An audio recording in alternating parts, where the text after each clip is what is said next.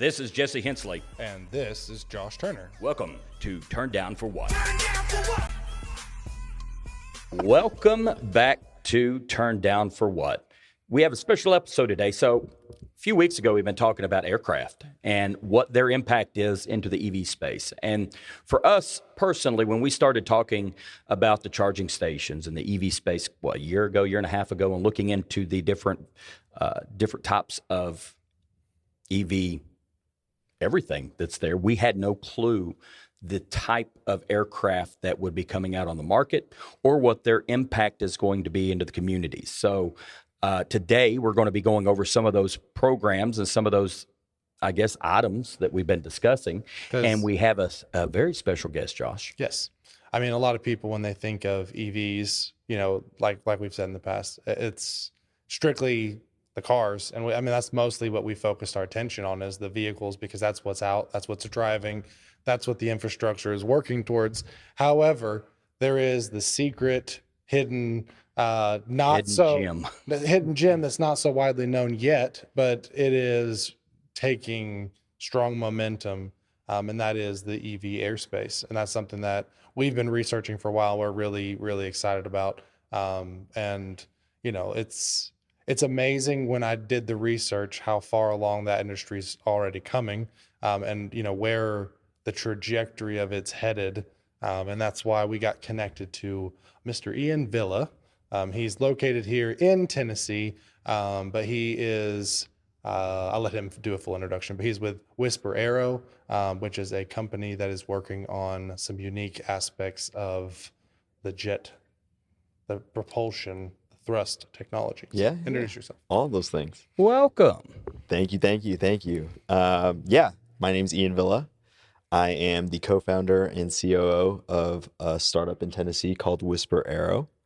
We are focused on delivering the next generation of cleaner, quieter, more efficient thrust for drones, for aircraft, and really for everything that has to move a lot of air. Other than John and Josh and Matt. I was talking about lots of air. I don't know if you guys passed that much down. So my background's it's an aircraft design, even though it's a propulsion company. Whisper is a propulsion company. After I finished school, I ended up joining Northrop Grumman's advanced design team. This is like their skunk works. Worked on things that are subsonic, supersonic, manned, unmanned. Some of those things were quiet. And after working there for a little bit, my co-founder, Mark Moore, who's our CEO at Whisper, and Jeff Holden, the former chief product officer at Uber, found me and recruited me and gave me an offer I couldn't refuse. So I ended up switching and joining Uber Elevate in 2017. Elevate was Uber's initiative for all things aviation. I started off on the vehicle design side, ended up leading our aircraft partnerships, bringing in folks like Boeing, Bell, Embraer, startups like Joby, and then even automotives like Toyota and Hyundai into Uber Elevate's extended ecosystem. And that was cool because we got to see all the tech. You know, you were talking about sort of these advancements that have been happening. We were there in the thick of it, seeing the hardware and the people behind it, and, you know, the people actually controlling the capital into these things. And then in 2019, I sort of shifted from being very aircraft centric to taking a broader perspective. The head of Elevate came to me and said, hey, we have all these different pieces of the puzzle. We have aircraft, operations, economics, noise, weather, airspace, demand. But we need to put it together and come up with a way to figure out how we go to market and then how we scale that. So I ended up becoming the head of strategy for Elevate, led about a fifth of the team. We had software engineers, analysts, product analysts, operations folks. And we put together this, you know, big simulation system in order to figure out what the world looks like in the future for all kinds of aviation platforms that could be on the Uber network. We looked at air taxis, we looked at, you know, drone delivery, we looked at regional jets. And now a lot of those early playbooks we put together, they're being enacted by Joby, since Joby acquired the Elevate team. And when they did that, that presented a really good opportunity for Mark and I to start Whisper. Because the thing that we learned from all these studies is that, you know, despite how quiet some of these newer electric aircraft are, they're still not quite enough. And quiet's important if you really want to get to scale. If you really want the future of flight of people and things every day for everyone, it's got to be affordable. And the only way you get to affordable is if you can amortize the cost of those flights, flying every minute of every single hour of every single day. And you can't do that if you're not quiet. So we saw the tech, we saw the market case, and we were at this kind of nice intersection where we understood just how quiet you had to be, and we had an inkling of what the future propulsion looked like, and that's what we ended up building out here at Whisper. Awesome. Well, so good night, everybody. All right. So when you look at that, though, your technology obviously is in the thrust part of this. So can you explain to everybody roughly what that means? So the aircraft that you have multiple single, looks like a jet engine on the side of it. And we will be getting a photo up now for people to see this beautiful aircraft. But what else could you use of that technology? What other things are you looking at to be able to take that technology from a jet and then use it throughout everyday life for everybody else? Yeah. So, we're a propulsion company first that I think you're talking about the Whisper Jet Vision vehicle. Yes. Yeah. So that's a concept vehicle. Be awesome if we get that off the ground. No pun intended. Literally. Yeah, literally. It all starts with the thruster. And the cool thing about Whisper is that this tech, it scales. You look at a turbofan, you look at a turbojet, the combustion part of that makes it really hard to scale down. That's why commercial drones today, you don't see a combustion engine on it. You have, 4 electric motors and propellers today. But we think that if you have to get to quieter and you have to get to safer and more reliable thrust for applications that impact everybody's daily lives, it ends up looking like this electric ducted fan. And so the tech inherently scales. I mentioned, we have a drone out there that's been flying for over a year that we use for developmental testing. Obviously, there's a lot of aviation applications where you can use a multitude of these. But fundamentally, we move air more cleanly, quietly, and efficiently than other things out there. And so there's a world where we're able to layer our technology into leaf blowers, into HVAC systems, stovetop fans, bathroom fans, cooling fans for, electric chargers, just anything that really needs to move a lot of air. Data centers. Yeah, our goal is to be a part of that. And it is just this cool, foundational, fundamental technology that has so much potential to impact the world and make it, more productive and cleaner and safer. And that's really what we're here to go do. Because obviously the immediate impact of your space, is targeting the aircraft, but fan technology is everywhere. And once you perfect that, it can be utilized in many different aspects, like you're saying. That's something that cooling systems are in pretty much anything and everything, and makes everybody a fan. That's so cool. Oh, sorry. Yeah. Well, one of our investors puts it, really well, and we are lucky enough to be invested by Robert Downey Jr. in his sustainability fund, Footprint Coalition. And if you have not seen his television program, it's Downey's, so cool. I sent it to you this morning. I was telling him that he needed to watch Downey's Dream Cars. Wonderful show. Love to talk to some of their people. They've done a really good job in not just, and again, if you watch a show, the great part about it is it's not shoving it. It is, hey, here's other technologies you can do. Here's biodiesel. Here's, making stuff more efficient. Not a one and done trial, but here's multitude of ways to make things better. And I think that's the goal of everybody, is how can you do multiple things that help a little bit. It all stacks. Yeah, it stacks together. Yeah. Yeah, he has this quote where he says the future has to be as considerate as it is compelling. We were lucky enough for him to actually say that in our first article from their team, and we believe it. We 100% believe that. So the things that we're looking to enable, regardless of whether it's in the sky or on the ground, we want to make that considerate and compelling future. And one part of that is obviously hybrid. Now, this is something I'd never considered until we were talking earlier, is that when you hear EV aircraft, it isn't just a battery, electric motors, and that's all. But what if you use part of it to get up at a certain elevation and one's more efficient than the other? You turn the other one off and run just on, say, electric while you're there. Is that something that is that people are looking at? Can you kind of go over a little bit of that technology? 100%. Yeah, I think so. The future of aviation, especially sustainable aviation, there's a lot of different categories for it. And if you're in the industry, a lot of people refer to it as advanced air mobility. There's a lot of different subsections. There's urban air mobility, there's regional air mobility, there's all these other pockets. There's the drone delivery use case. I'm sure you guys have seen videos on Amazon Prime Air and Google Wing.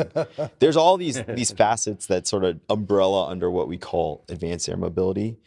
And, depending on the mission, if you're going long range or short range, there are different kinds of powertrain solutions and energy storage solutions for that. So, certainly for these urban missions where you're trying to do these short 25 to 60 mile hops in and around an urban area, a lot of companies are looking at all electric, using a battery electric solution for that. But when you start to look at, the regional segment, anywhere from 50 to 500 miles, that's where hybrid electric gets really interesting, because you really want the unit economics of all electric, right? The cost of electricity is really cheap compared to, gas. But you need to have, that extra fuel, not only to take you on those missions you sometimes have to go that are longer than 200 miles, but also the reserves, right? Like, aviation is an industry that is built on safety. And part of that means having the right reserves in case things go wrong. And you'd rather hold your reserves in gas than in a battery, because the battery is going to be, like 10 times heavier. Yeah, and most of the people we've talked to when it comes to that industry of electrics in aircraft, one of the key components they talk about is the certification of moving parts, because as you get into the electric sector, you have far fewer moving parts than you do, say, on a jet engine or a combustible engine. And you have far fewer parts that have to be certified. You have far fewer parts that need to be taken out, replaced on a very X amount of hours basis. And so the cost of operation becomes lower. And I guess it's kind of like everything else. As that cost lowers, you open the door for more people to be able to utilize that for their either travels or getting your shipment of your product to your door a lot cheaper than it would have been otherwise. And I think that's another impact for everybody, whether who you are. If these companies are using a cheaper form to get that product to your door, whether you're in that sector or not, you're directly benefiting from having a cheaper travel 100%. to get your products. So I don't think that we're in the next 5 years going to see commercial jets go electric. But I think that there's a huge use case coming up in the near future for these short urban development, like the urban use case, the missions that he's talking about. I mean, that's where you're seeing these vertical takeoff eVTOL transport flights, beginning to already roll out through companies like Uber Elevate, which is now Joby. But you're also seeing that these cargo type flights that we researched that are actually traditional runway takeoff, regional flights. That's coming to the market on a small scale for your puddle jumpers, for the 250-mile range. Like, you're not going to see international flights go completely electric, I don't think, anytime soon. But it's tougher. Yeah. It's tougher too. I mean, it's not just the energy problem, but the certification problem as well.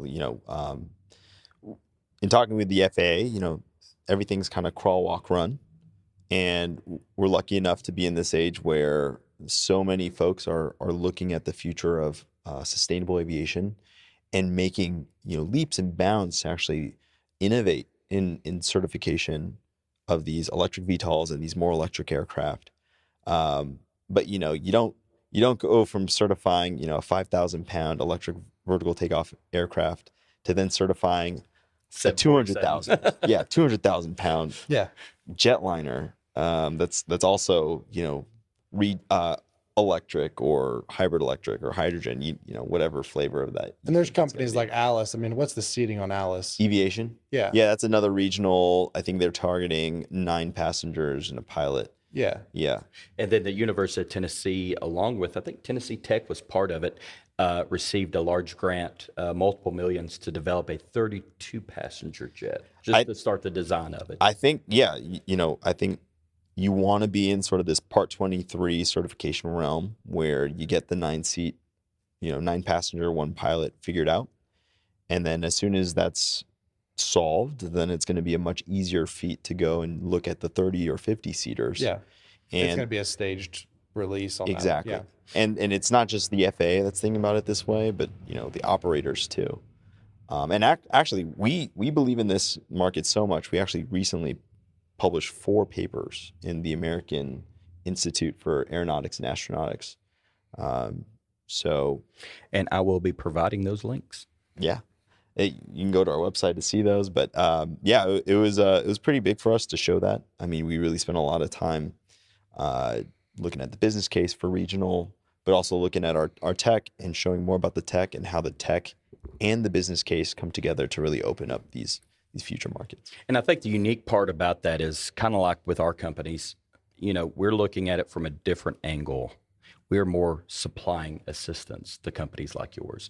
We're also looking at the data side of it, because when you're talking about the aircraft, you know, that drones today have a huge ability of what they can do, whether it be flying drones for surveillance or even, you know, utilizing a drone that can pick out weeds in a farm and then go take out just that weed with a drone. Now you don't have to spray the entire area with pesticides, so it can reduce the price that farmers have to pay.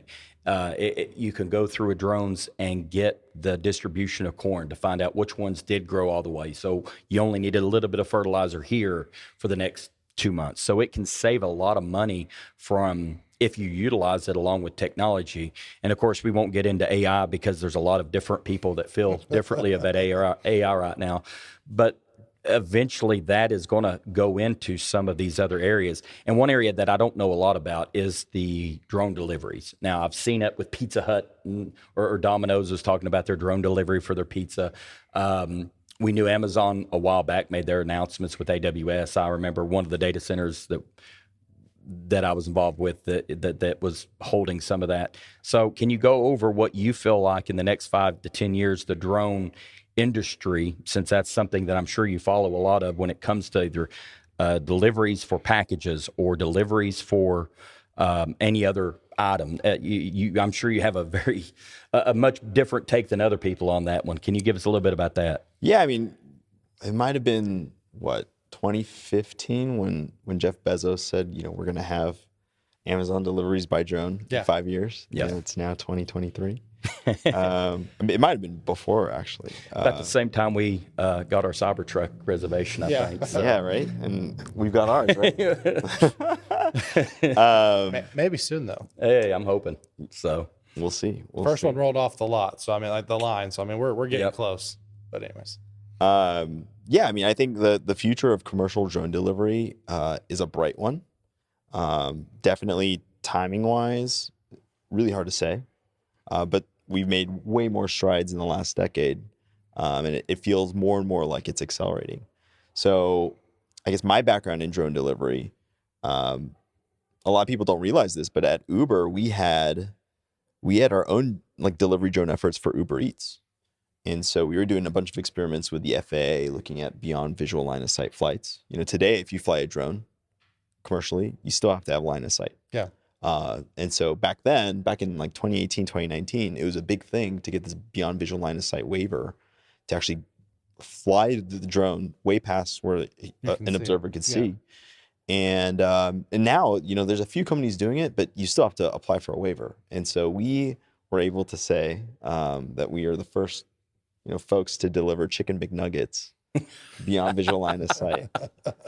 Legally. Yeah, legally. There's going to be somebody out in West Virginia going, now, wait a minute now.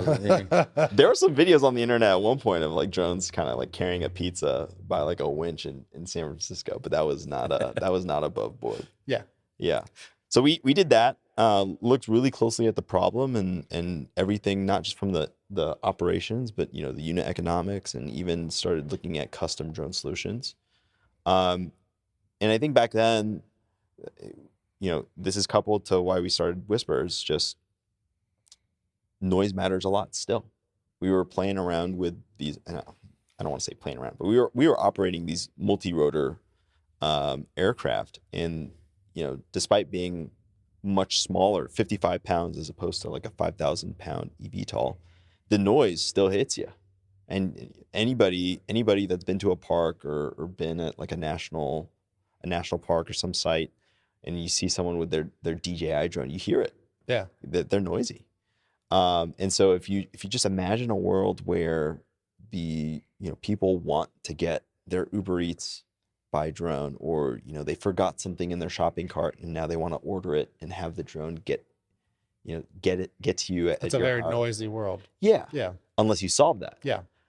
So I guess my take is you have all these companies, Google Wing, Amazon Prime Air, Zipline. You have all these companies approaching it from how can I just get to market as quickly as possible, and establish relationships, and get there with tech that's on the table, but not really thinking as much about the responsibility piece. Can you tell us on any of the things that you're working on with comparative, with the technology that you developed, the sound benefits Sure.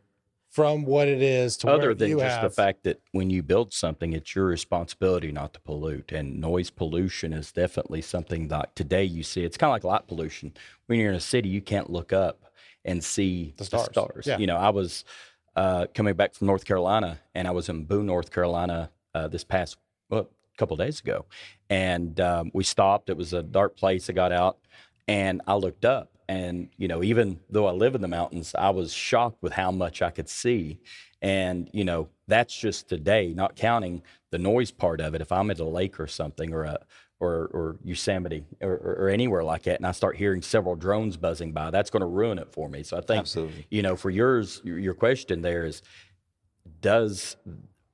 obviously Whisper does, but how many other companies look at that noise pollution as something they don't need to add to? And what type of savings are you seeing on the noise pollution side with your technology? Yeah.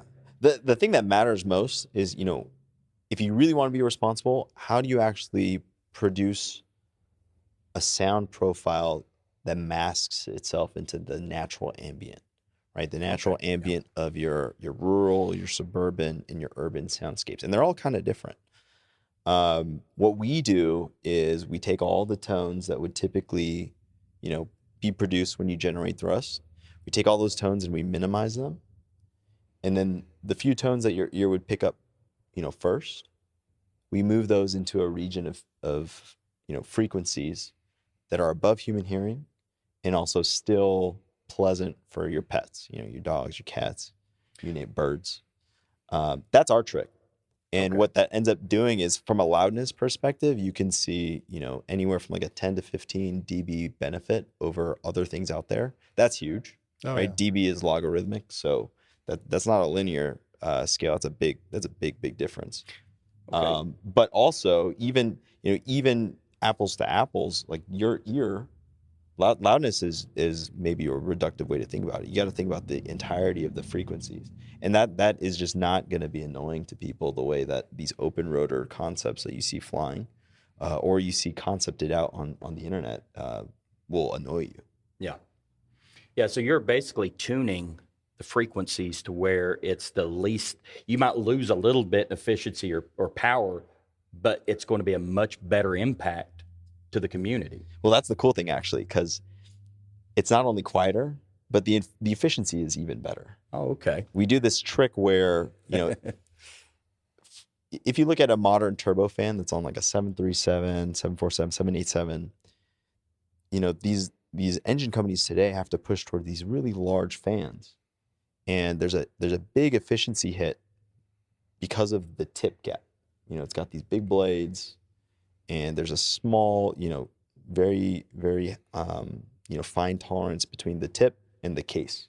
Very similar to how that turbulence is on the tips of the aircraft wing, which is why you have now the more efficient turns up. So you're breaking up that for as it gets smaller on the jet engines. Right. They get a lot of losses because of that tip gap. And that it's not just losses, but there's noise produced.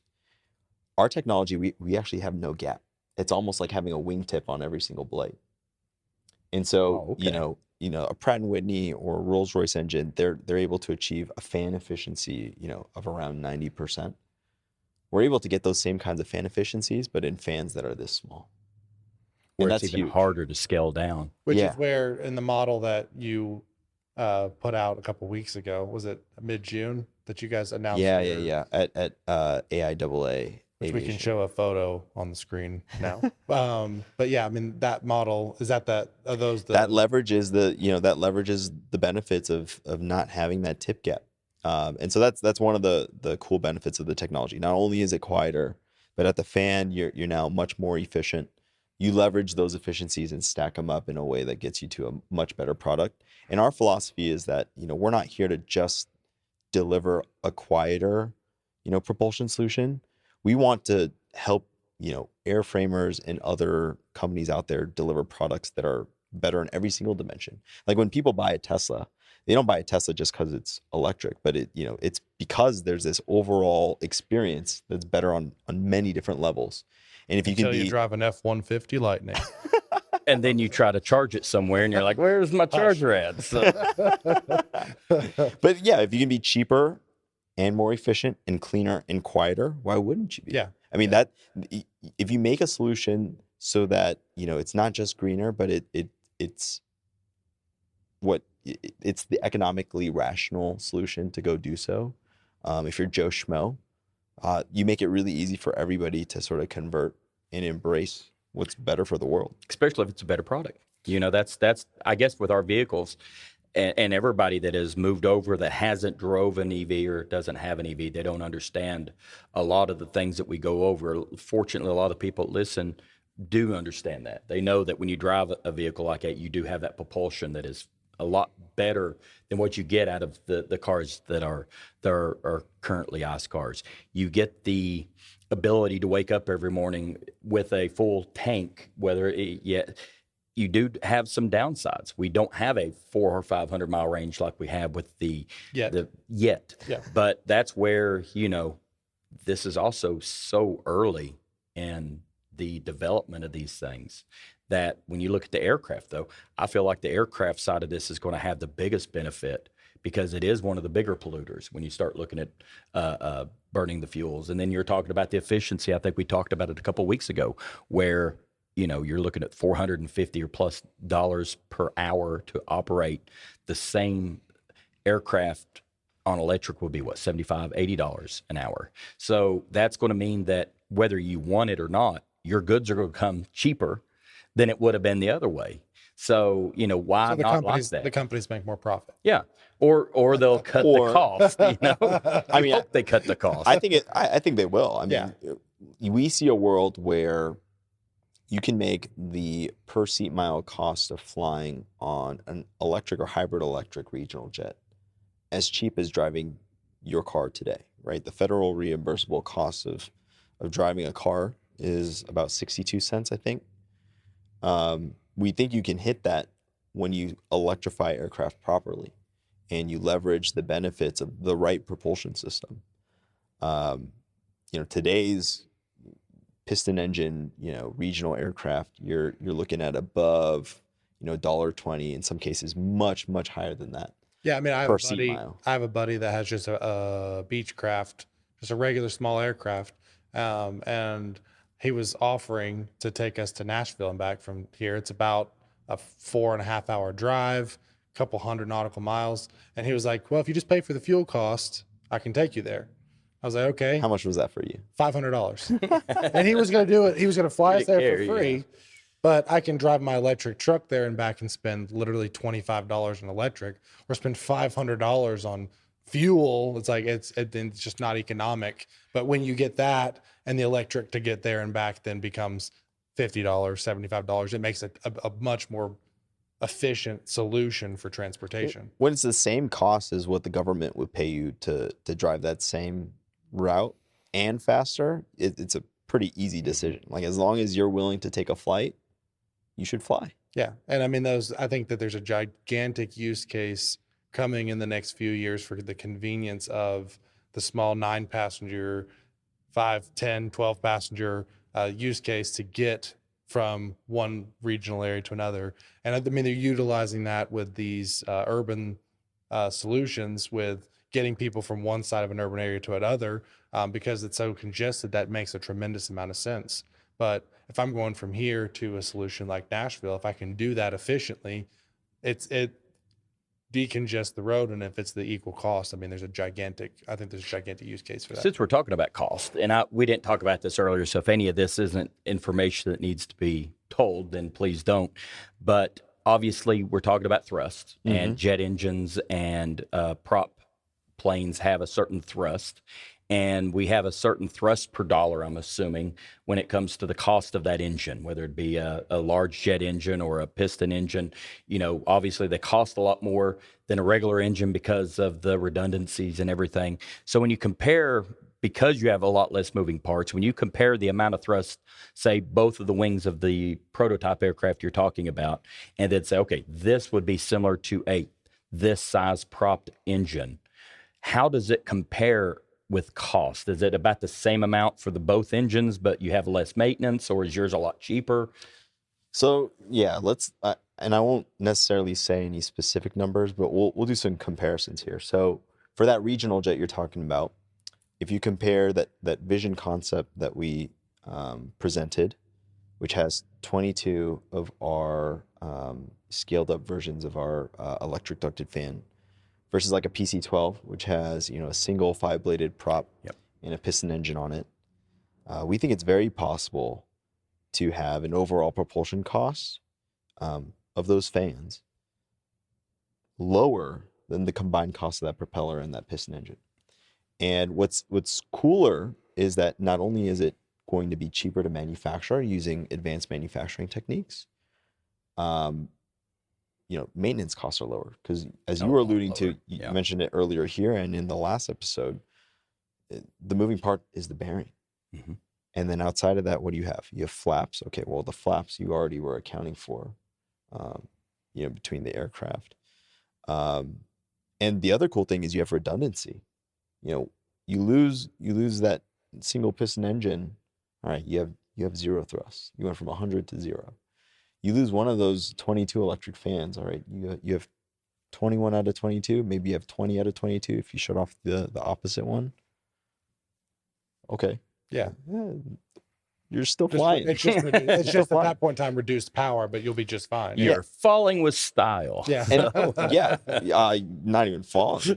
Yeah, you're able to half capacity to probably begin to fall with style. Yeah. And the other cool thing is, you know, once you land safely, you can line replace those units too, because they're so small. Yeah. Even if you don't have to line replace it, like imagine trying to do maintenance on a large turbofan for a jetliner, or even just imagine like a King Air, where you got 2 of those, you know, propellers and those piston engines. Imagine the downtime for that aircraft trying to troubleshoot what's going on, pull that sucker off, maybe replace some parts, versus an aircraft where you have a lot of these fans. All right, you don't know what's going on with the fan, but just pull the sucker off, replace it. You're back in the air. Yeah. Doesn't matter. You can design these in such a way where you have a line replaceable fan, and then you go and when the aircraft's back being productive and useful, you take the time while it's already taken off to figure out the maintenance.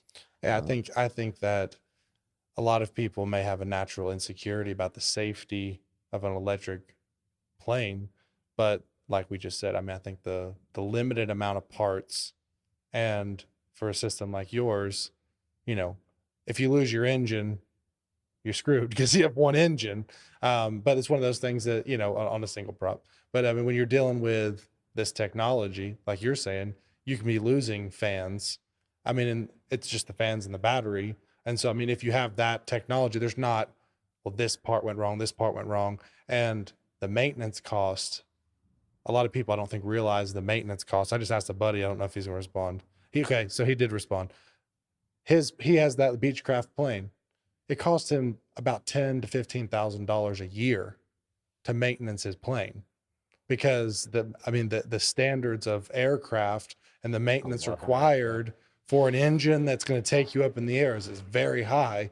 All the bits and pieces and moving parts have to be checked. Well, if you eliminate that down, you're not going to be, that's a gigantic savings. But the average person owning a plane, $15,000 a year for maintenance, just for a small plane. Imagine what it is on the larger. I wonder, and you might be able to help with this one, is a traditional aircraft, by the time you add a full tank of fuel, which would be the difference here, and you have the battery, which is very heavy on any of these aircraft. When you add your type of electric motors, I would say you're probably the same weight or probably lighter weight, even if the batteries are on it, because once you've probably apples to apples, without the fuel, you're not. But once you add the fuel into that aircraft to go the same distance, say 300 miles, let's say 300, you're going to have at least 150 to 200 kVW battery to go that distance. Now you're looking on our trucks, the battery pack, I believe, is about 2,000 pounds. So 2,000 pounds of fuel would fit about that number. So I would say they're about the same weight for an electric full versus a traditional aircraft full. It just depends on the mission. I think like if you take a PC-12 and you fill it with fuel and you give like a max range, or you take like a Honda Jet that's a similar weight class, and you ask what the max range is, it's going to be better than, an all-electric regional aircraft or even a hybrid electric one. But what really matters, you may have an internal combustion engine car that can go 500 miles every single day. Are you driving it 500 miles every single day? No. You maybe barely drive 50, 20. So really it's all about how can you develop the right vehicle with the right mission, and then have a spectrum of solutions. There's a world where, you still have your electric car that takes you to the airport, the regional airport.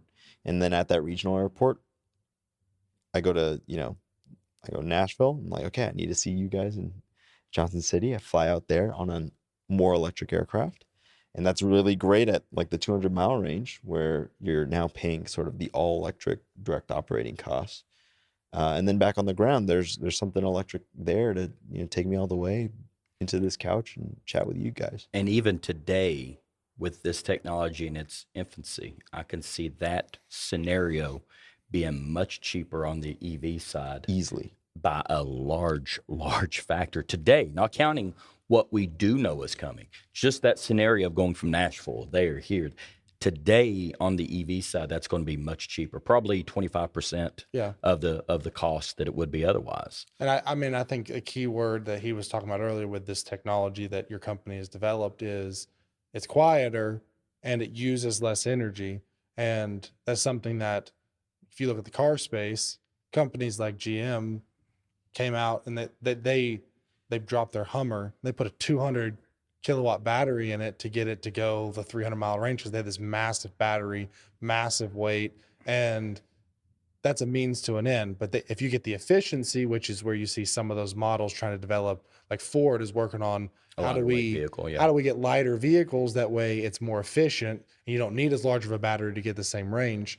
It's going to be the exact same thing. So if you can create a more efficient thrust, then the battery need for range is then smaller. And so then you can, it allows you to have better range on a lighter weight vehicle with that thrust. And that's true for cars. That's true for aircraft. That's true for leaf blowers. Yeah. It's true for almost any application. If it's more efficient, you use less energy, regardless of what that energy source is. So you can slap that same battery pack in your leaf blower, and you can get twice the amount of use out of it because it's 50% more efficient or whatever. But yeah, that's just that having more efficient results means that the battery packs that are currently in play, not only for aircraft, but for these other spaces, then you can do the same result, but it's just like creating a more effective, more Aerostream car. It allows you to take the battery you have and get more range with it, which is where that technology, like with what Whisper's doing, that provides a lot of opportunity. Well, is there anything else you would like to mention, or anything we didn't go over? Oh, there's so much. There's so much we could do, but maybe we keep that for the next one. Yeah, we'll come back for the next one on that. So anything else, Josh? I think we're pretty good. I mean, it's been great conversation. And I mean, it's something that, like I said at the beginning of the episode, there's so much coming in this field, and I don't think the average consumer knows about it. It's something that I think people are just starting to get warmed up to the idea of electric cars on the road. And that technology has billions and billions of dollars behind it. It's about to take off. And it's about to take off more. But I think that this airspace is something that is going to really, quote, take off. And I mean that we've looked at several different avenues that they're electrifying, and we've talked about the tugboats. And one of the news segments that we were going to reference outside this being a special episode was Vancouver just announced that they're getting their first electric tugboat in.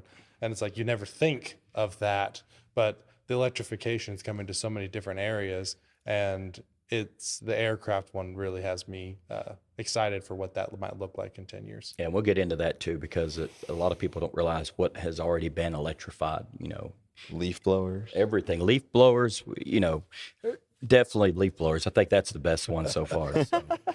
Speaking of hot air, this has been Josh Turner. Yep. And I'm Jesse Hensley.